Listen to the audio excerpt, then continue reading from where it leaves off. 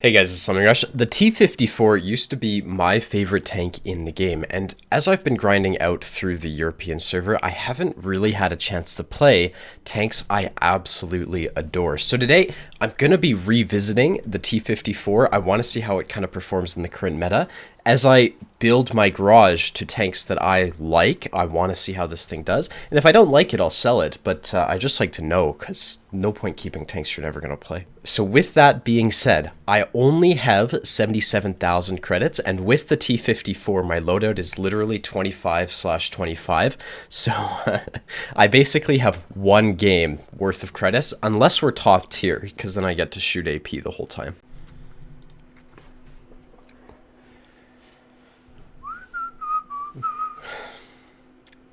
Okay, so we're on the map Redshire. Now, as a T-54 driver, one of the primary things you kind of have to do is you have to figure out how to balance out the heat versus AP ratio. Because if you shoot too much heat, you're never going to be able to sustainably play the T-54. And in matchmaking like this, there's only really two tanks that you should, well, three tanks that you really should be shooting heat at, and it's the Tortoise, the Malsh, and the IS-3. Everyone else, if you were to shoot, maybe the TS-5, everyone else, if you were to shoot anything but AP at, would just be a mistake. And so that's actually really good. It's like actually solid matchmaking for this tank. And what I'm going to do is I'm going to start off by, I don't really want to fight these players. I do need credits right now, so I'm not going to fight the IS-3, the Malshin, the Tortoise, and the TS-5. I'm going to go to the middle of the map with the intent of finding tanks like the Panther, the Centurion, and so on, and the Standard B, because these are tanks I can pen with no issue with Standard, and, you know, I'd rather be doing that, in all honesty.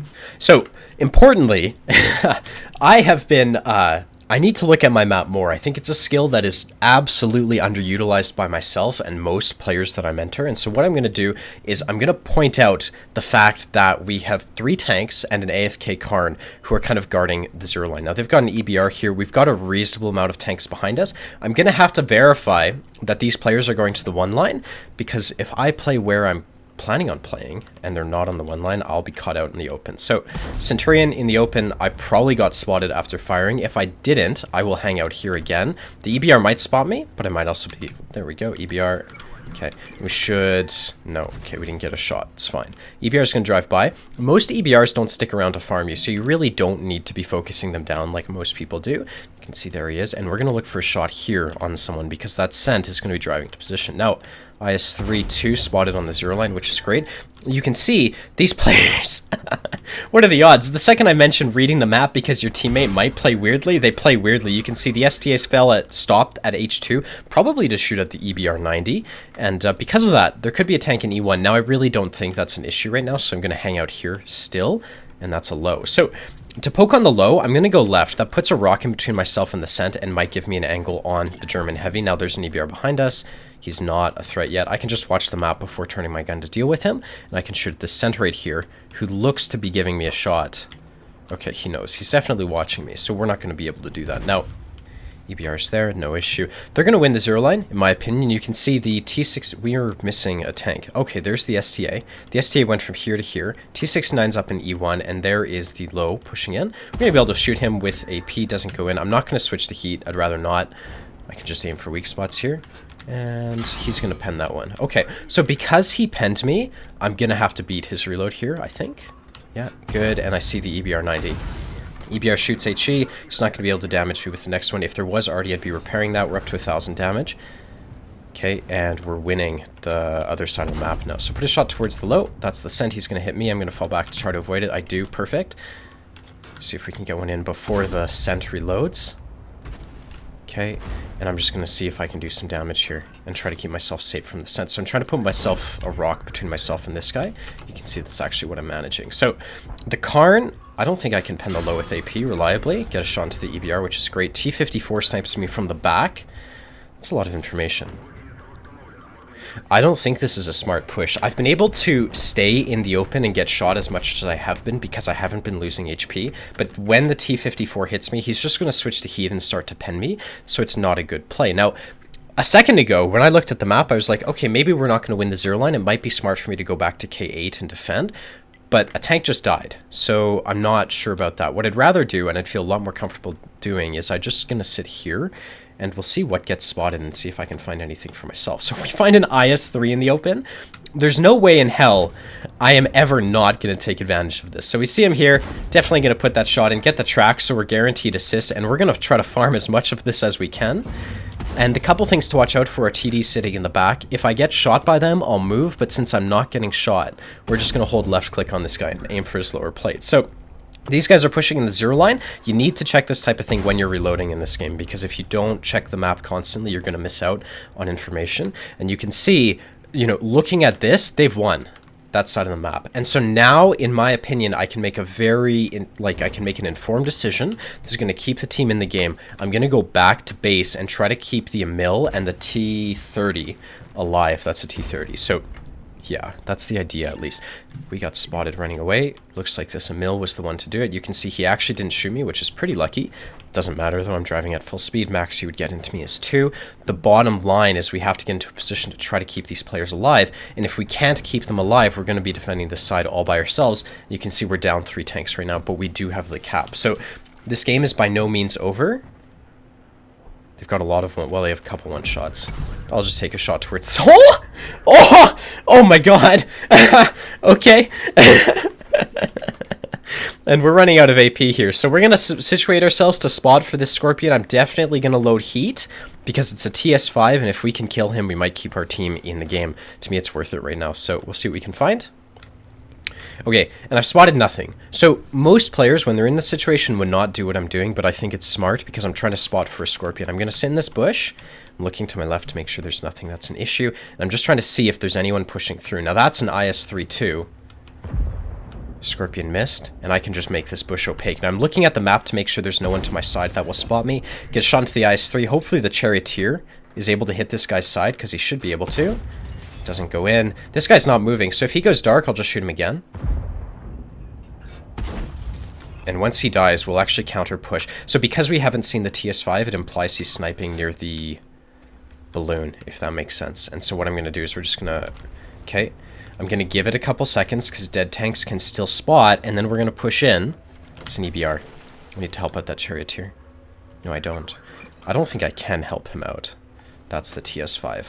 Okay. I'm going to wait for the Scorpion to hit this guy. Good. So he's tracked.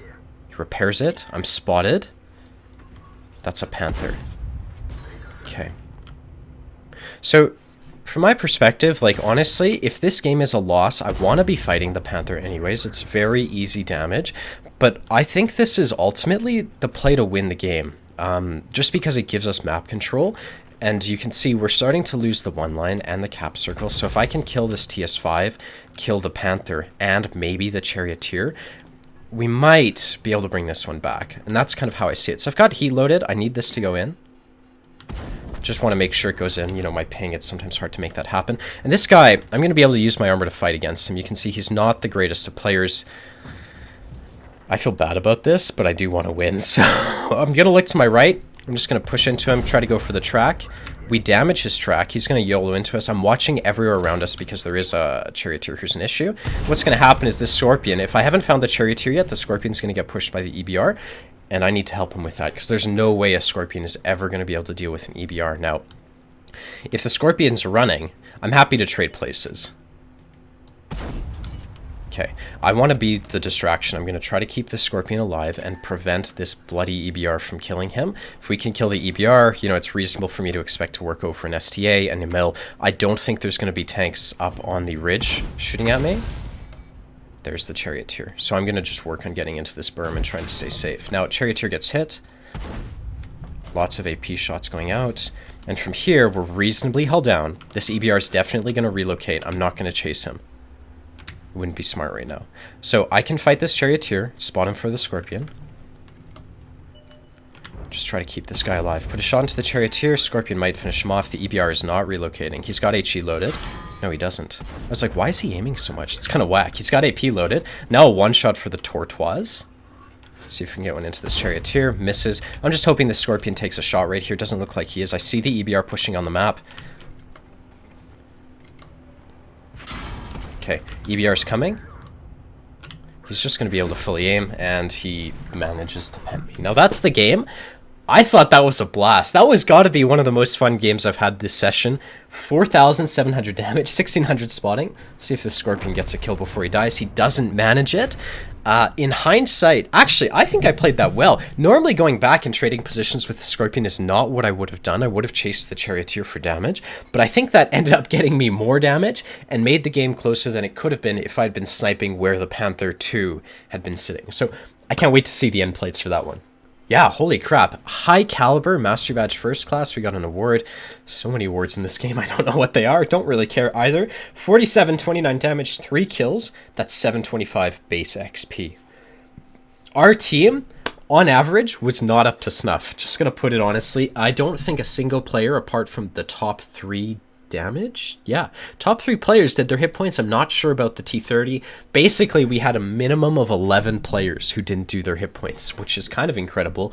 Their team just did better. They actually had really good players on their team. Their Emil did well, their IS-3 did well, the Maushin did his hit points, STA did very well for tier 8, same with the Scorpion, TS5, and Charioteer. So they did very well. Good job to them. We ended up losing credit? No, we made credits on that one because we shot a bunch of AP, which is great. I love to showcase games like that. And as you saw, absolutely a phenomenal game. We got a high caliber with that one and a Master Badge First Class, which brings our mark to 97.95%. So I'm going to call the video here. If you enjoyed, feel free to hit the like and the subscribe button, and I hope to see you around. Later, guys. Bye-bye.